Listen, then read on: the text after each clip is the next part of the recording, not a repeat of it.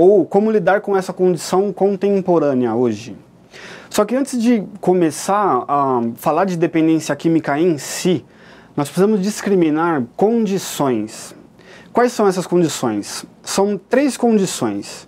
A percepção da própria realidade, até mesmo para a gente mediar como essas condições abstratas se relacionam e influenciam no dia a dia de todas as pessoas. Não só as pessoas que têm algum tipo de problema com álcool, drogas, enfim, todas essas variáveis que promovem muitas frustrações em pessoas. Então, a partir desse conteúdo, eu gostaria de sinalizar a própria realidade, a realidade em si, a realidade mesmo. Para que nós nos enquadremos nela, existem 3 pontos de vista cruciais que, do meu ponto de vista particular, desculpe a redundância, devem ser sinalizados até mesmo por uma melhor percepção da mesma. A primeira condição de se perceber a realidade está caracterizada nas coisas que eu sei que eu sei.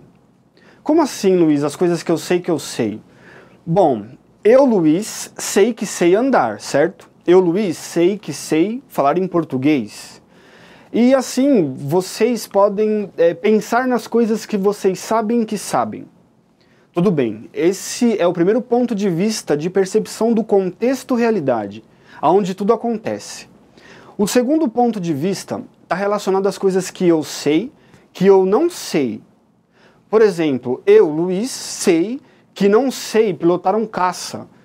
Eu, Luiz, sei que não sei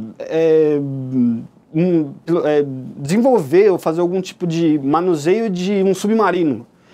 E vocês peguem esses exemplos emprestados para saberem de coisas ou perceberem coisas que vocês sabem que vocês não sabem fazer. Logo, a gente entra na terceira condição e é o que a gente mais vai conversar durante esse tempo que a gente tem. Que se enquadra nas coisas que eu não sei que eu não sei. Essa frase ela é um pouco estranha, no mínimo, de primeiro momento, porque como eu não sei de uma coisa que eu não sei? Mas automaticamente ela já é o próprio exemplo, porque antes de eu ter sinalizado essa condição, vocês não sabiam que não sabiam dessa frase. Certo. O que mais vocês não sabem que vocês não sabem? Levando em consideração esse comentário, eu gostaria de tirar essa incógnita da terceira frase e pelo menos deixá-la na condição da segunda percepção da realidade. Trazer conteúdos que possam favorecer no cotidiano de vocês, em sala de aula, ou como vocês acharem interessante de lidar enquanto recurso, dados que eu sei que sei, de dependência química, que vão ser emprestados simbolicamente, digamos assim, para ausência de determinados conhecimentos técnicos que vocês não sabem que não sabem. Então vamos lá, dependência química. Tecnicamente falando, a dependência química foi enquadrada como um problema de saúde pública nas últimas décadas, devido ao acesso fácil e precoce dos indivíduos e acessibilidade no contato com o outro. Tudo bem. Levando isso em consideração, como a gente pode começar a perceber, como que a gente pode trazer para o campo da percepção, da segunda percepção, das coisas que a gente sabe que não sabe, que o indivíduo tá começando a se relacionar com algum tipo de substância psicoativa, né? É interessante destacar o contexto substância psicoativa. Substância que promove uma variação de consciência. Aí a gente volta para a realidade, porque se eu estou buscando algum tipo de substância que me tire da realidade, é porque a minha realidade está insuportável. Eu prefiro não estar na realidade do que estar na realidade. E um dos meios de sair da realidade seria o uso de entorpecentes, droga, álcool, etc. Então, a partir de buscas internas, de talvez soluções de problemas, o indivíduo tem um primeiro acesso, é lógico, caracterizado como a elaboração de uma frustração inconsciente. Isso é muito setting, é muito psicanalítico. A gente tem que tentar sanar uma hemorragia social, não um problema de um indivíduo, que ele é só o primeiro dominó de uma cadeia. Se você derrubar o primeiro, você derruba todos. Então, como que a gente percebe esse indivíduo em fase de mediação, de um filho bonitinho para uma pessoa que passou a ser estranha, para um dependente químico? Então, eu quero emprestar o máximo de conteúdo dentro do tempo que a gente tem, para que alguns detalhes, algumas observações ambientais mesmo, em sala de aula, em casa, onde vocês observarem as mudanças gradativas nos indivíduos que se descaracterizam, literalmente falando, com o acesso. Então, o jovem ou as pessoas, elas também buscam essas condições de desinibição comportamental, e a partir daí, a diminuição do senso crítico, né? Ou uns reflexos motores. Por exemplo, um aluno X sempre teve uma boa apresentação, ou ele nunca foi uma pessoa que não se preocupou com a feição física, penteado, etc, etc, etc. Então, essas características, esses comportamentos, esses movimentos, né? Eu acho que essa palavra se encaixa mais. Em qual movimento que o indivíduo está? Ele está no movimento ideal, por exemplo, um aluno que tirava a nota máxima, hoje tem pouco interesse pela matéria. É um exemplo. Então, muitas vezes, falando em realidade novamente, as pessoas não sabem que estão buscando inconscientemente sair da realidade insuportável. Um exemplo clássico quem já passou pela fase da adolescência vai compreender um pouquinho melhor nesse sentido. Uma festa. Então, um indivíduo tem a condição de querer se relacionar com uma pessoa. Só que ele é uma pessoa tímida, é uma pessoa bem particular. Então, em roda de pessoas, em contato com colegas, etc., esse simbolismo emprestado do tipo, eu fui numa festa ontem, bebi e fiquei à vontade, conheci muita gente. Então, essa ideologia passada de grupos para grupos começa a fazer a ponte, digamos assim, de um mundo particular desse indivíduo, só que com uma transição meio arriscada, porque ele, enquanto ele, não teria coragem de fazer o que ele veio a fazer com o uso de entorpecente. Aí a gente volta para o entorpecente. Eu meio que dei essa volta toda para voltar no entorpecente. Por quê? Porque se o indivíduo tem a condição de um acesso, usa, se entorpece e consegue alguma coisa, um relacionamento, a própria desinibição, né? O nome diz festa, então a confraternização, a desinibição, o acesso a outra pessoa, um acesso a um próprio eu, né? Que ele sabe que não sabe que existe nele e vem a se descobrir através dessa condição, que promove prazer também, porque o uso dessas substâncias, ele promove uma satisfação, mesmo que ilusória, mas é essa satisfação que ele busca no sentido de não tê-la na realidade. Tranquilo. Dentro dessa desinibição, dentro dessas buscas, a queda de todos os tipos de rendimento, a irritabilidade, interferência na viabilidade de regras, desafio às referências, indisciplina, atrasos particulares, atrasos no sentido de responsabilidades, o envolvimento com pessoas que não faziam parte do grupo natural, entre aspas, desse indivíduo. Mudanças de apresentação social, estar cansado o tempo todo, sonolência, dor de cabeça, mal-estar, eles se enquadram em possíveis características. Dentro dessa condição, pensem o Luiz, né? O Luiz está de social, né? Com uma gravata verde. Numa próxima palestra, acompanhada por vocês, o Luiz não estaria assim. O Luiz estaria cabeludo, estaria de camisa regata e pouco preocupado com a informação a ser tratada e falando coisas sem nexo. Então, isso seria um exemplo prático de uma mudança real. Ela se desenvolveu em 3 etapas. Muitas vezes os pais ou as referências, não vou citar pais, porque pais a gente fica meio estagnado. E observação, vocês professores, hoje a gente vive uma crise referencial. As pessoas não têm referências. Isso aí é igual ao pensamento de vocês.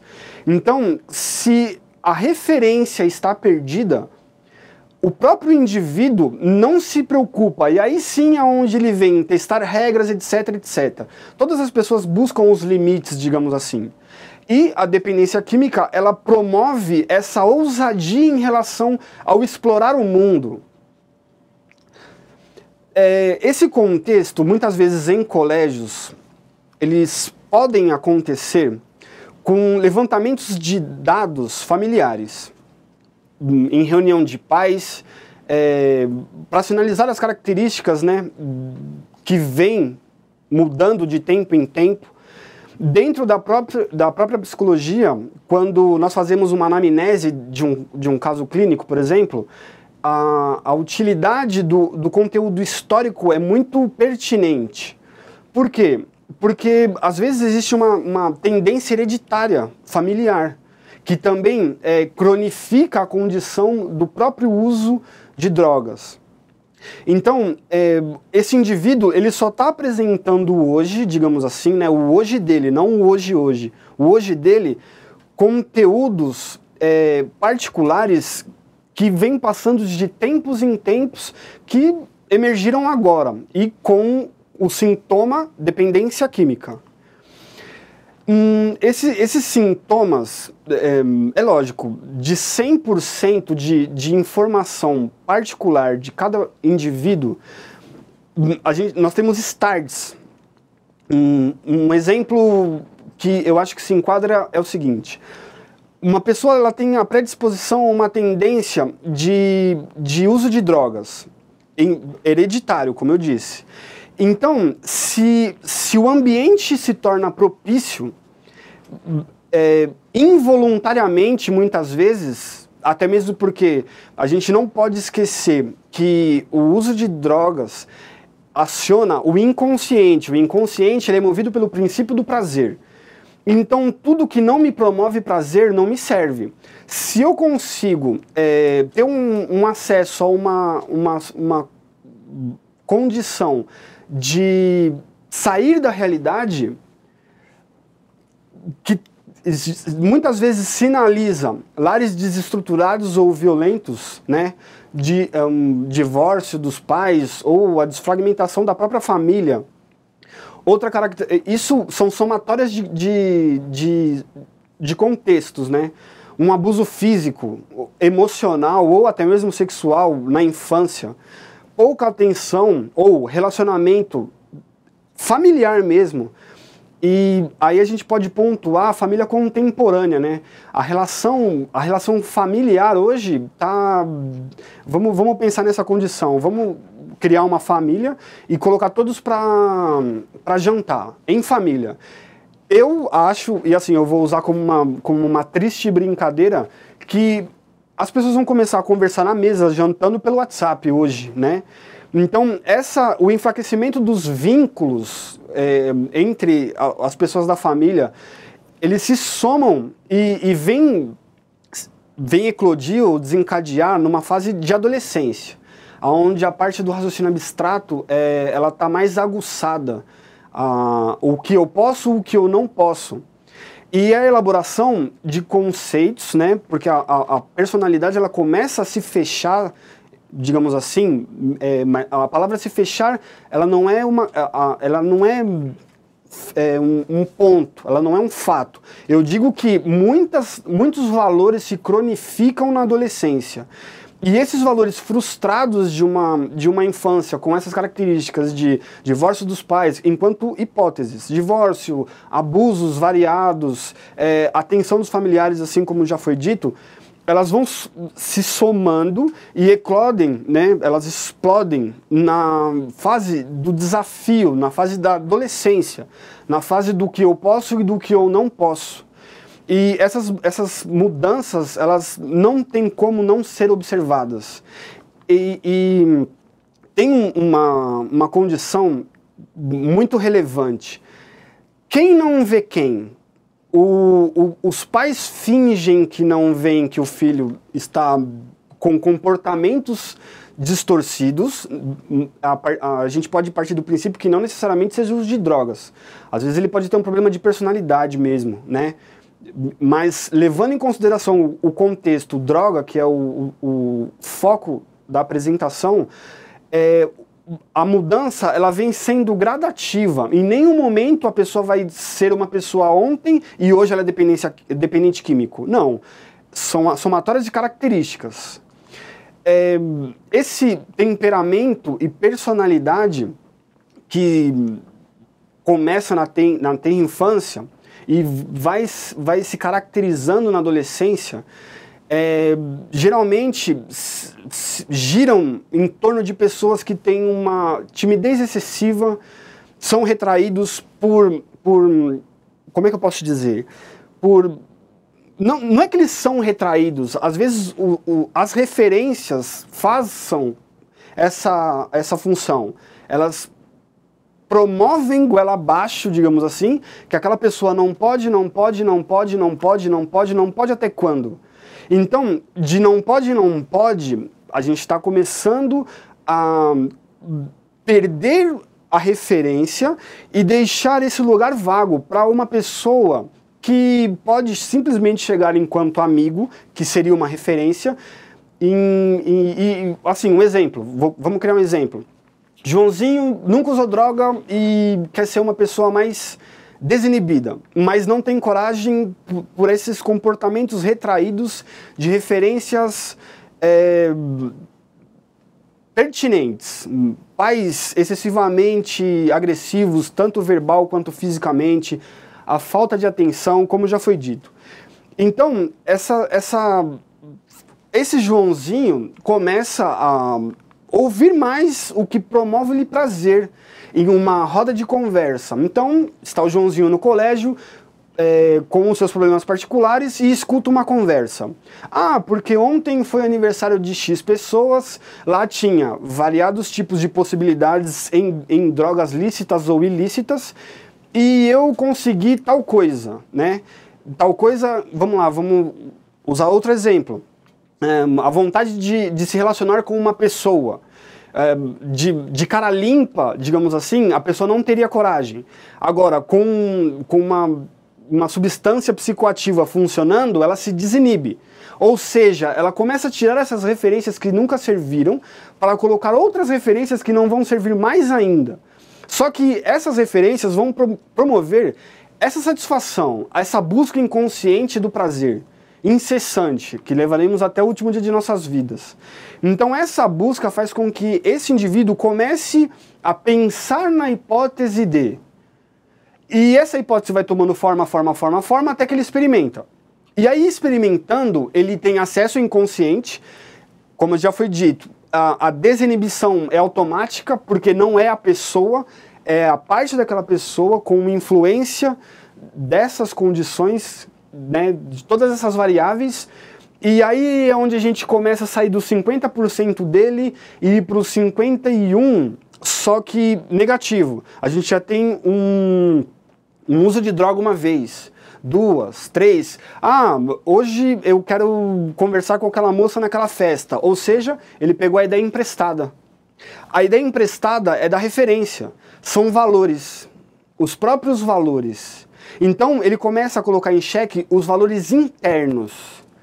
A partir do momento que os valores internos são questionados por referências externas, não sendo de familiares, porque a gente já tem uma relação degradada aí desde a infância, sendo redundante, de agressão a descaso, de agressão a descaso em vínculo mesmo. Ele cai nessa película droga. E aí a relação, essa outra pessoa começa a surgir e todo mundo já tem o achismo do estranho, como sintomas, como já foi dito.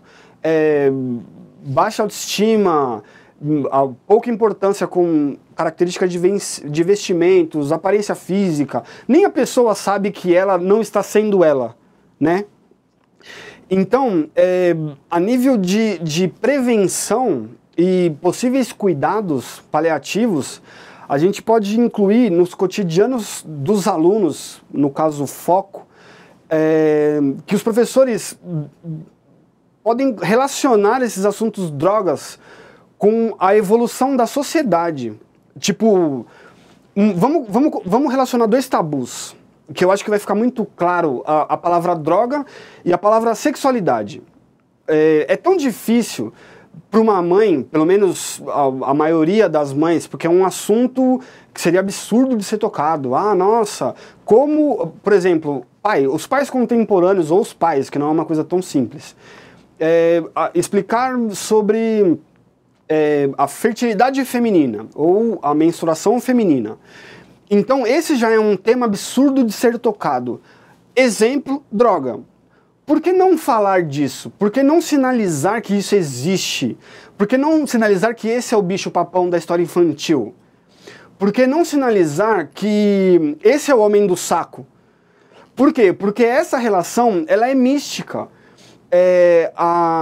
O pai não fala com o filho de sexualidade, de drogas, de assuntos nessa vertente. Mas ele conversa com os amigos dele disso e ele também não pode achar estranho, se é que isso é estranho, o filho dele conversar do mesmo tema ou dos mesmos temas com os amigos. Porque naturalmente a própria vida apresenta as condições a serem conhecidas. A gente conhece o que a gente busca. Então um pai chega para uma criança e escuta a demanda da criança. Por exemplo, pai, o que é maconha? Ô pai, o que é crack? Pai, o que é álcool? O que vocês diriam? Se vocês ouvissem essa pergunta, o que vocês responderiam? Eu dentro da experiência, escutei várias vezes que, isso não é um assunto, não, procura uma pessoa que possa te informar melhor. Nossa, se o pai ou a referência de dentro de casa não é a referência confiável, o estranho vai ser. Então a gente tem um valor que é de um outro a ser questionado na própria casa. Esses valores que devem... Porque assim, a família é a primeira instituição, a escola é a segunda instituição, e a empresa ou o trabalho passa a ser a terceira instituição. Se eu saio da primeira instituição falida, eu tenho que ter esses cuidados paliativos ou preventivos do colégio. Porque os pais põem a responsabilidade da educação na escola, tudo bem, mas eles esquecem que o professor foi filho. E se esse professor não está instruído a conversar sobre isso? E eu digo que os jovens, eles estão cobrando, literalmente, eles estão cobrando a partir de movimentos sociais, exemplo, pelo menos em São Paulo, com funks que tem o uso de drogas, e eu acho que eu consigo sinalizar um inconsciente funcionando aqui. É um aglomerado de adolescentes com dúvidas ímpares que se reúnem para uma mesma satisfação. Não necessariamente uso de drogas, mas infelizmente o que se vê nos bailes, né, ou nesses movimentos sociais, degradados pelo próprio Estado também, que os recursos deveriam ser direcionados para parques, para que essas pessoas não sejam um indivíduo à deriva, mas um cidadão. Então, esse ponto de mediação da informação tampa uma lacuna. Por exemplo, quando eu disse da frase, vocês não sabem que vocês não sabem, vocês não sabiam dessa frase. Agora vocês sabem que vocês não sabiam dela. Só que antes de vocês saberem dessa frase, essa lacuna existia. Agora penso que é um jovem que, com várias dessas frases funcionando o tempo todo, com a libido funcionando, não necessariamente jovens, né, mas a gente está focado no público escola, na relação professor-aluno. Então, imagina todas essas dúvidas.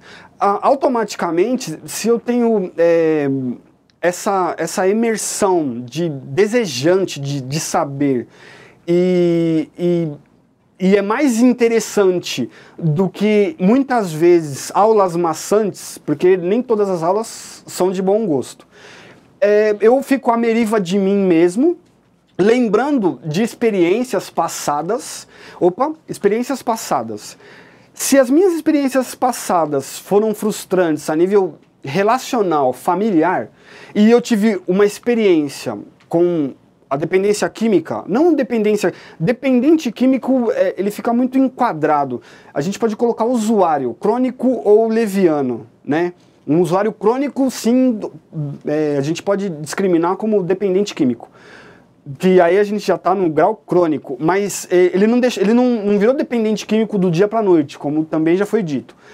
É uma questão evolutiva, que aí se estende até a casos de morte, né? De velhice. Tipo, existem pessoas velhas que usam drogas, mas necessariamente a própria evolução sinaliza a condição, de faltas de recurso interno. Então eu não tenho recurso interno para dizer não para uma coisa que eu não sei o que dizer. Eu não sei se eu digo sim ou não para uma coisa que ninguém me disse se eu digo sim ou não. Por isso que essa mediação de conhecimento é necessária e se faz necessária. Mas como agregar isso? Como começar a falar disso? Né? Bom, professor, tá, Luiz, muito interessante o que você está dizendo, mas como que eu faço isso no dia a dia? Bom, a gente tem que primeiro sinalizar que a droga existe, de alguma forma. E depois disso, correlacionar essa condição droga no cotidiano, né? Deixar com que as pessoas lembrem que necessariamente a droga pode influenciar de alguma forma. Então, alguns possíveis exemplos de ações, por exemplo, em história, a professora poderia pensar na condição de explicar o surgimento a partir da Guerra do Ópio na China. É um dado histórico. E aí a gente está falando de uma substância psicoativa, a droga. Em outra matéria, em ciências ou em biologia, a gente pode discriminar os efeitos nocivos que podem ser desencadeados tanto no cérebro como no organismo como um todo. Outro exemplo, em geografia, as regiões de tráfico e violência geradas pela própria movimentação do mercado droga, né? Porque é um mercado. Então, o que acontece nessas regiões onde o tráfico ou a elaboração desse conteúdo se desenvolve? Como que é aquele lugar? Apresentar a desagregação mesmo, o flagelo que a droga apresenta. Aqui em São Paulo, infelizmente, a gente tem um dado histórico dentro de outro dado histórico. Porque o Centro Velho de São Paulo, que é um dado histórico, está sendo degradado hoje por um fato. Isso é um fato. A Cracolândia é um fato em um dado histórico que vai virar um dado histórico. E tomara que esse dado histórico seja só no passado mesmo, né? Nós estamos vivenciando aqui em São Paulo hoje, mas que vire um dado histórico, que vire livro de como nós, de maneira geral, conseguimos passar por essa etapa que ainda hoje é vigente. Outro exemplo, a gente pode colocar em matemática os gastos, né? Por exemplo, você tem a conta fechada do mês. Só que se você agregar o uso de drogas, independente de quais sejam elas, você já tem um gasto a mais. E aí a gente parte da imaginação de todos, de quais recursos que a gente pode estar utilizando para ser o mediador dessa informação. Vocês são formadores de opiniões. Eu aconselho, né? A verdade plena, ela é muito difícil de ser encontrada. Mas a nível de formador de opiniões, eu acho que a gente pode pegar a ponte de informações que vocês lembram. Por exemplo, lembrem agora de uma informação de um professor que vocês não esquecem até hoje. E que fez muito bem para a vida de vocês. E que sempre que vocês se deparam naquela situação, sem mesmo por que saber, vocês reagem do jeito que foi um dia uma referência positiva. Ou seja, um professor, no caso escola, ou essa referência, eu gostaria de ficar martelando muito nessa palavra, referência, porque a crise contemporânea é referencial. A falta de referência é crônica. Então que vocês de alguma forma sejam referências. Mesmo que um dia essa pessoa, esse aluno, lembre vagamente de o meu professor disse alguma coisa relacionada.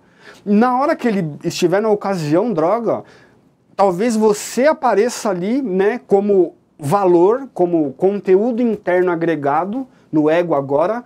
No caso, uma coisa que ele não sabia, nós, no caso, vocês, pontuaram a existência, então ele sabe que existe, e aí vai muito dos recursos internos para movimentação, para elaboração dos recursos, do como se lidar com o que está acontecendo agora, com a oportunidade. A oportunidade está ali, eu dou sim ou dou não.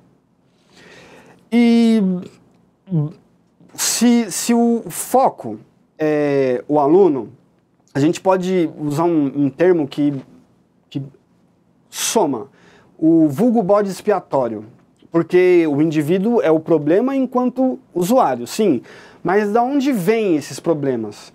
Então, a orientação aos pais, elas podem ser desenvolvidas em reuniões, que essa comunicação ela deve ser essencial para prevenir a vulnerabilidade. Ela pode dar uma continuidade. Ela pode dar continuidade em casa, né? A gente não pode também crucificar os pais, porque os pais não receberam informações dos pais, que não receberam informações dos pais, e aí a gente vai até aonde foi o último pai dessa geração que deu algum tipo de informação. Então, essas dúvidas em relação ao tema, a ser questionado com os filhos, devem ser esclarecidas dentro do possível. Eu acho que é muito mais prático e viável falar não sei e vou pesquisar sobre, do que ter uma versão completa e deixar com que essa pessoa, no caso, vá buscar essa informação fora. A informação fora é um dado a ser destacado por quê? Porque se você, pai, no caso pais, tem um ideal de como você quer que seu filho haja, mesmo que esse ideal seja só uma referência, que o filho pode ou não seguir, já não vai ser a mais correta possível, né? Imagina de uma pessoa que você nem viu, nunca viu, e que está fazendo o seu papel no seu filho. Então, essas orientações que vão ajudar os pais em reunião de pais. Então, temos dois focos como possíveis demandas de trabalho.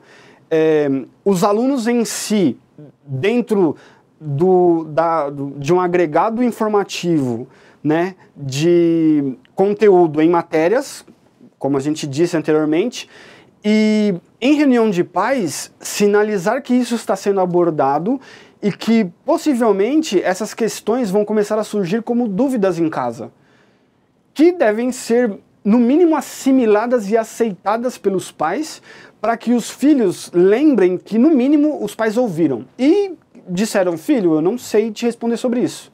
Mas isso já vale muito mais do que tipo, ah, não me fala disso. Ah, não quero saber disso. Ah, por que você tá andando com fulano? Ah, você tá diferente. Ah, você tá chegando tarde. Não. Só vai ser a extensão dessa infância com toda essa flagelação, com toda essa cobrança, com todo esse recalque. Então, quanto mais leve essa relação se der, por mais constrangedor que seja, e se estiver sendo pra mim constrangedor falar de drogas agora pra vocês? Não dá pra saber, mas eu tô falando, não é? Então não é difícil falar de uma coisa que pode ajudar uma pessoa. E a nível de cuidados paliativos, a gente tem essa mini margem. Mas e se o indivíduo se afundar, se afundar e se afundar, até essa condição deve ser sinalizada, que é a de reinserção social.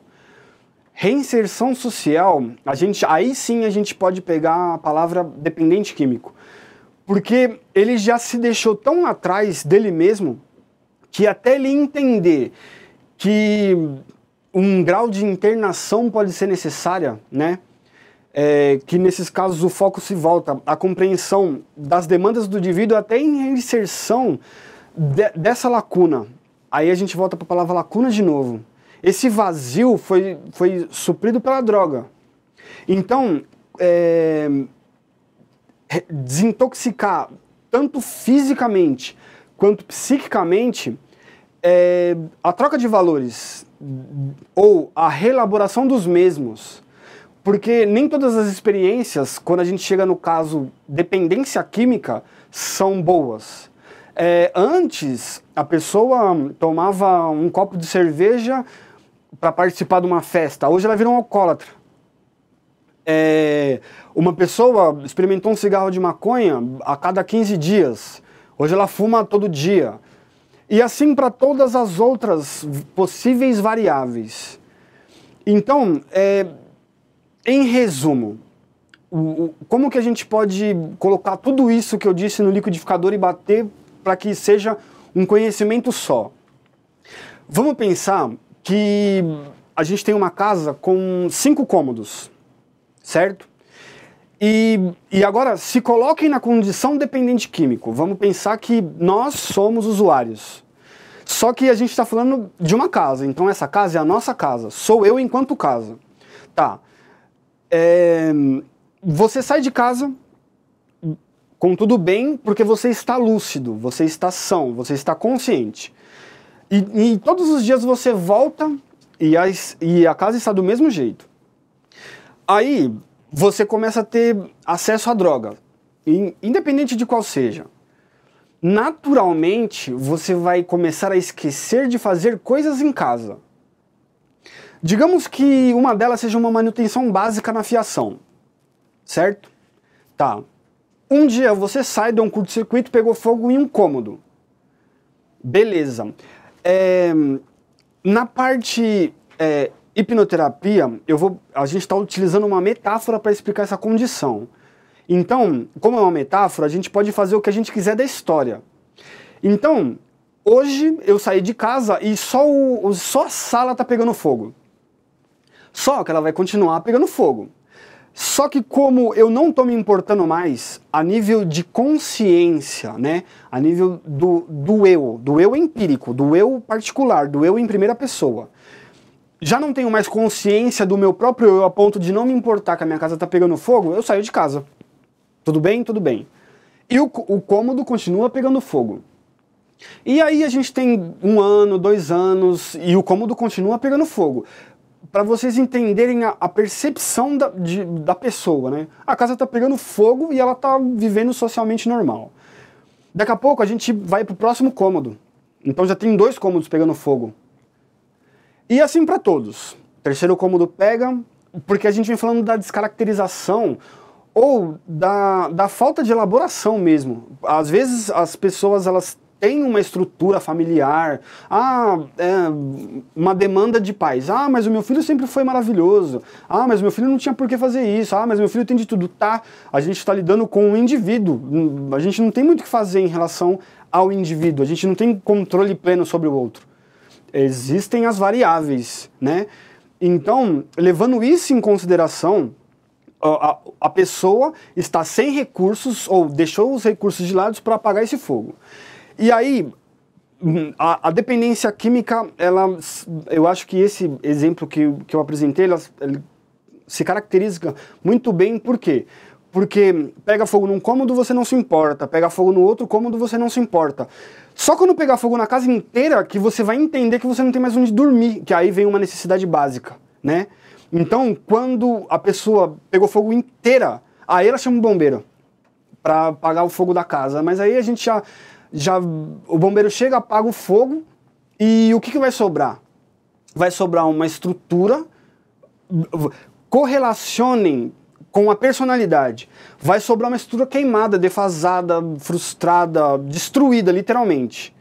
Aí vem o contexto reinserção social, ou seja, o que não foi observado, que começou em um pequeno incêndio, virou um fogo numa casa inteira e hoje, infelizmente, né, se chegar ao ponto de pegar fogo na casa inteira, aí sim uma internação até o nível de reinserção. E outra, por mais que a sua casa esteja novamente pronta, linda e maravilhosa, você vai ter três pontos de vista da mesma casa. A primeira, que era a casa ideal, a casa linda, a casa bela. A segunda, que foi a não percepção da própria realidade, da destruição da casa, e a observação dela destruída. E a terceira, que pode ser que a reconstrução aconteça. Só que mesmo que ela for reconstruída, ela não vai ser mais a mesma. Infelizmente, vão existir memórias, né, traços mnêmicos, que vão fazer com que esse indivíduo, essa pessoa, lembre que um dia aquela casa foi linda e maravilhosa, a experiência frustrante de vê-la queimada e destruída, e agora a condição de arrumá-la ou não, com a observação do seguinte: e se a pessoa dormir dentro da casa pegando fogo? Porque nós temos mais de uma história de pessoas que bebem e batem o carro e morrem. Overdoses. Então, essas condições, elas caem na possibilidade do morrer dentro da casa. A gente poderia ficar falando de dependência química e do grau de destruição a nível de praga de gafanhoto em uma plantação muito tempo. Mas dentro desse tempo que a gente teve, para não ficar muita informação, para não ser uma catarse também, porque eu acho que eu falo rápido, então, para não ficar uma coisa catártica, para não ficar muita informação, brainstorm de não se entender nada, eu espero ter emprestado o máximo possível de conteúdo para que vocês, de alguma forma, ajudem pessoas. Não deixem que a casa das pessoas peguem fogo. Muito obrigado e espero que vocês tenham gostado.